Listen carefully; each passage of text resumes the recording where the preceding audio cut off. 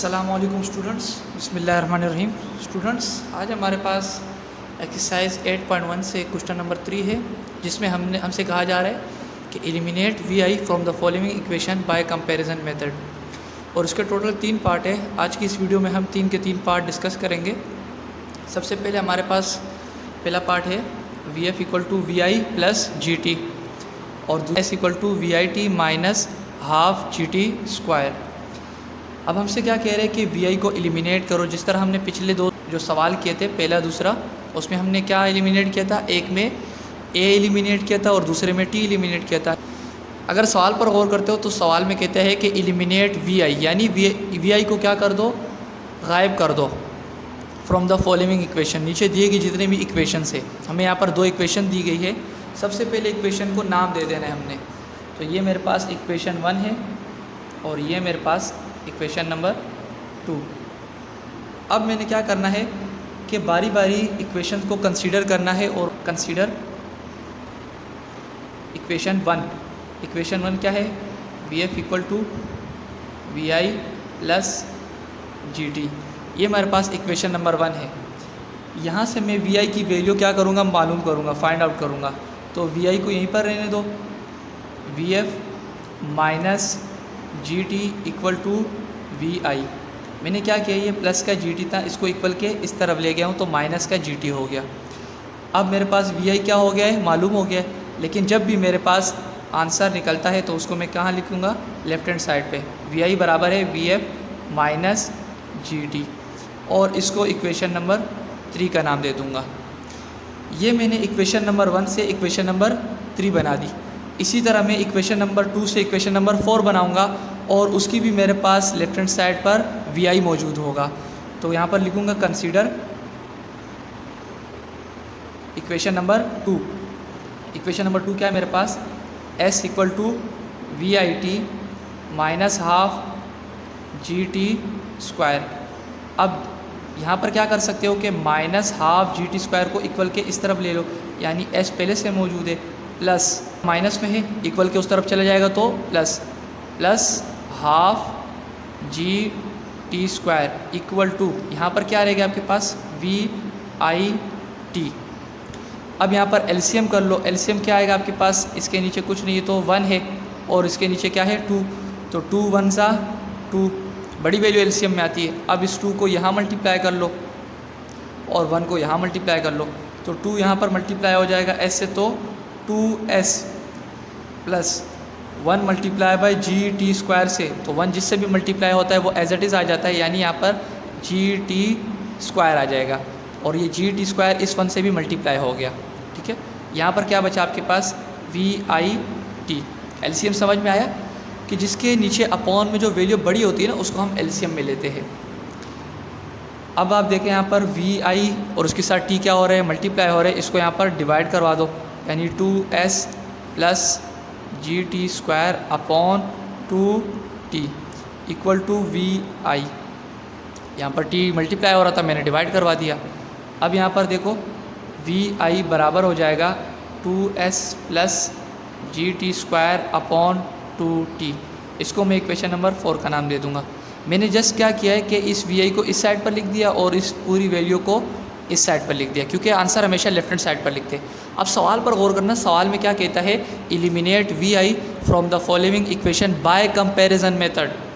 अगर आप देखते हो तो मैं बाय कंपैरिजन मेथड यूज़ करूँगा इस सवाल में, वो खुद डिमांड कर रहे हैं मुझसे।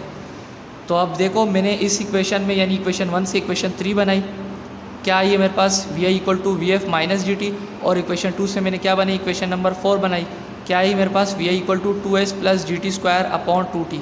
अगर आप गौर करो इक्वेशन नंबर 3 और इक्वेशन नंबर 4 को, तो इक्वेशन नंबर 3 के भी लेफ्ट हैंड साइड पर वी आई मौजूद है और इक्वेशन नंबर 4 के भी साइड पर वी आई मौजूद है। तो जब भी किसी इक्वेशन के 2 साइडें आपस में बराबर हो, यानी लेफ्ट हैंड साइड में के बराबर है, तो राइट हैंड साइड भी राइट हैंड साइड के बराबर होगी। ये मैथ का रूल है। तो यहाँ पर मैं लिखूँगा बाय कंपेयरिंग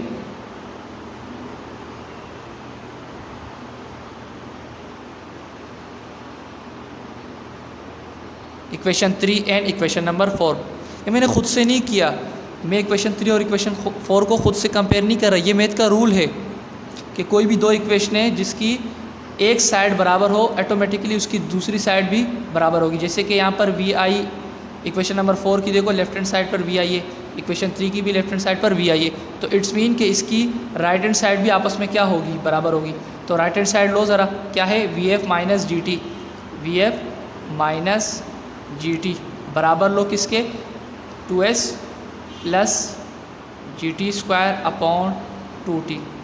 अब कुछ नहीं, सिंप्लीफिकेशन कर लो, ये 2t यहाँ पर डिवाइड हो रहा है, यहाँ मल्टीप्लाई करवा लो, 2t multiply by v F minus G T equal to 2s plus G T square. अब देखो मल्टीप्लाई करो, 2t multiply by v f, 2t we f plus minus minus 2t multiply g t, तो 2g और t से हो जाएगा तो square बना देगा। ये और ये आपस में स्क्वायर बना देंगे क्योंकि बेसिस सेम है और मल्टीप्लाई होती है तो पावर क्या हो जाती है, ऐड हो जाती है, equal to 2s plus G T square.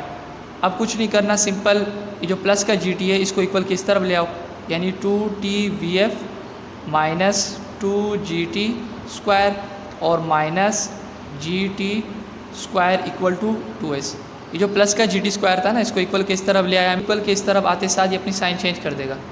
अब देखना 2t वी एफ, यहाँ पर देखो माइनस माइनस प्लस, लेकिन बड़ी वैल्यू का साइन क्या है, माइनस का, तो ये दोनों आपस में प्लस हो जाएंगे, ये 2 और 1 कितने हो जाते हैं, 3 g T square as it is equal to 2s के। ये आपके पास वो रिक्वायर्ड इक्वेशन आ गई जिसमें आपके पास वी आई मौजूद नहीं है, आपने वी आई को एलिमिनेट कर दिया, तो इसी को आप अपना आंसर कह दो।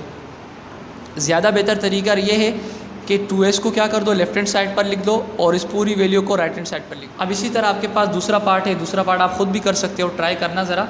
ये दूसरा पार्ट ही है, इसमें सिर्फ और सिर्फ a मौजूद है। पिछले सवाल जो मैं कर चुका हूँ पहला पार्ट, उसमें g था, दोनों इक्वेशनों में g था, इसमें a मौजूद है और कुछ भी चेंजिंग नहीं है, और यहाँ पर माइनस था उस सवाल में। तो आपने फिर वही काम करना है कि इक्वेशंस को नाम देना है, इक्वेशन नंबर 1 और इक्वेशन नंबर 2। मेथड वही है, बाय कंपैरिजन मेथड, तो काम भी सारा वही होगा। किस तरह, कंसीडर इक्वेशन 1, इक्वेशन 1 कंसीडर करो ज़रा, v F equal to we I plus a t. अब वही काम करना है हमने, क्या करेंगे कि वी आई की वैल्यू निकालेंगे यहाँ से, तो वी आई को यहीं रहने दो और V F minus A T, V F पहले से मौजूद था, वी एफ इक्वल के इस तरफ पहले से मौजूद था, प्लस का ए टी था ना, मैंने इसको यहाँ पर ला के माइनस का ए टी कर दिया। अब वी आई लिखो, v I equal to V F minus A t, इसको आप इक्वेशन नंबर 3 का नाम दे दो। इसी तरह आप करो कंसीडर इक्वेशन नंबर 2। आपने इक्वेशन नंबर 1 से इक्वेशन नंबर 3 बनाई, इसी तरह इक्वेशन नंबर 2 से इक्वेशन नंबर 4 बनेगी। फिर मैं कंपेयर करूँगा और एक नई इक्वेशन बनाऊँगा जिसमें मेरे पास वी आई क्या हो जाएगा, एलिमिनेट हो जाएगा।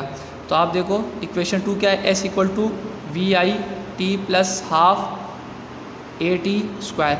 पिछले सवाल की तरह इस पूरी वैल्यू को क्या कर दो, इक्वल के इस तरफ ले आओ, यानी s minus half a T square equal to we I T.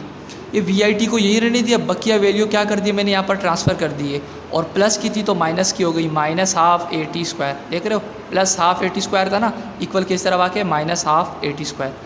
अब यहाँ पर दोबारा फिर एलसीएम हो रहा है पिछले सवाल की तरह, तो 2 एलसीएम आ जाएगा क्योंकि इसके नीचे कुछ नहीं है तो 1 है, और 1 बड़ा होता है या 2 वैल्यू बड़ी होती है, तो आपस में मल्टीप्लाई कर लो, इसको यहाँ मल्टीप्लाई कर देना और इसको यहाँ मल्टीप्लाई कर देना। 2 1 ज़ा 2, 2 मल्टीप्लाई बाय एस तो 2s, minus 1 multiply A T square, तो as it is A T square दोबारा लिख दिया जाएगा। क्योंकि आप देखते हो हमेशा 1 से कोई भी वैल्यू मल्टीप्लाई करो, वही टेबल आपके पास देखो, 1 मल्टीप्लाई बाय 10 आंसर आते हैं, 1 मल्टीप्लाई बाय 100 आंसर आते हैं, तो एज इट इज़ वही वैल्यू आ जाती है। ठीक है, तो अब देखो t यहाँ पर मल्टीप्लाई और इसको यहाँ पर डिवाइड करवा दो, तो 2s minus A T square upon 2t equal to we I. तो आपके पास वी आई की वैल्यू मालूम हो गई, आप लिखो वी आई बराबर है 2s minus A T square upon 2t, इसको आप इक्वेशन नंबर 4 का नाम दे दो।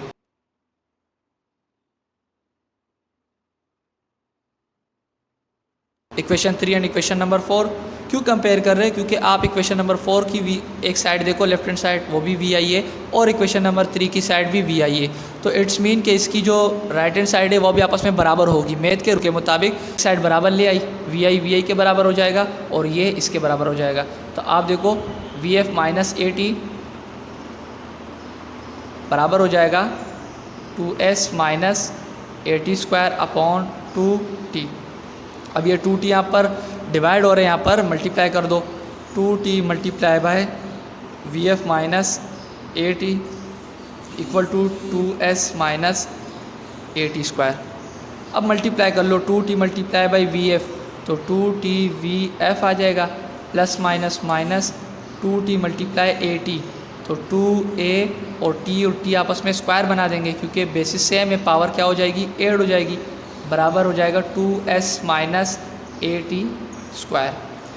अब आप देखो 2t V F minus 2at square, ये जो माइनस का ए टी स्क्वायर है ना इसको इक्वल किस तरफ ले आओ, तो प्लस ए टी स्क्वायर बराबर हो जाएगा 2s के।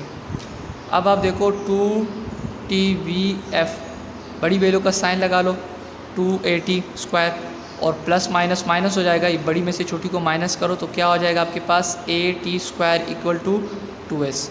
ये भी आपका आंसर है, या फिर आप इसको यूँ भी कह सकते हो कि 2s बराबर है 2t V F minus A T square.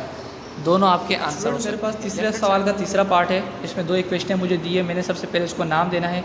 ये मेरे पास इक्वेशन 1 और ये मेरे पास इक्वेशन नंबर 2 आ गई। अब मैंने कंसीडर करना है बारी बारी इक्वेशंस को और वी आई की वैल्यू निकालनी है। Consider equation 1 V F minus V I का स्क्वायर इक्वल टू 2GS।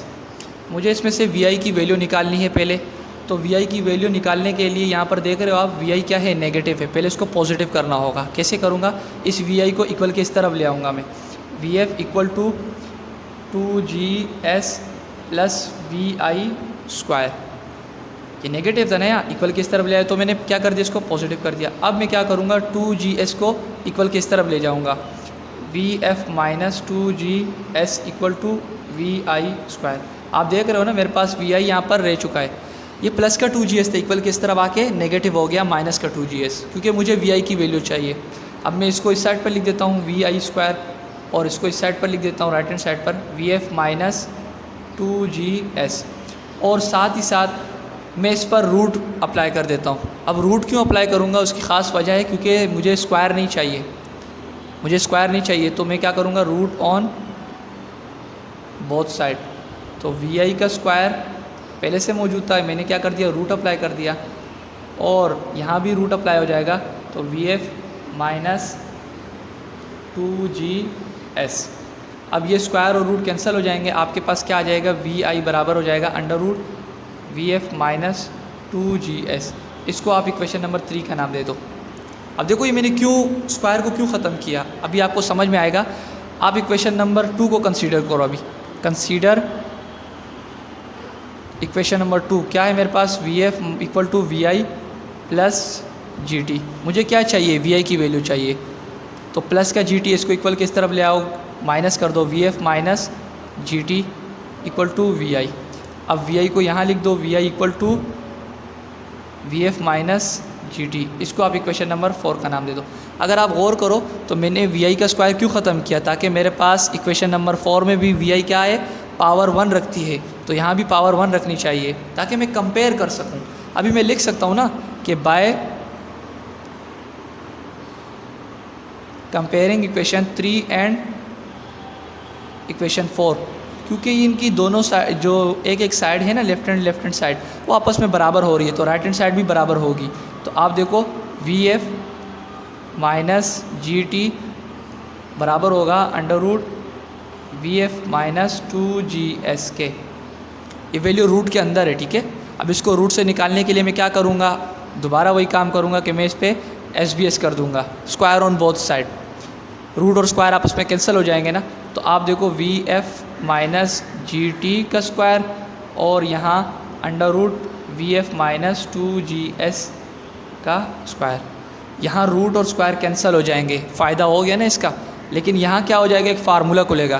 क्या फार्मूला है मेरे पास, बहुत ही मशहूर फार्मूला है, a माइनस बी का होल स्क्वायर बराबर किसके होते हैं, a स्क्वायर यानी वी एफ का स्क्वायर माइनस 2ab, यानी 2a क्या आपके पास vf और b क्या आपके पास gt प्लस b स्क्वायर यानी g स्क्वायर और t स्क्वायर, क्योंकि स्क्वायर दोनों पर अप्लाई हो जाएगा, ठीक है।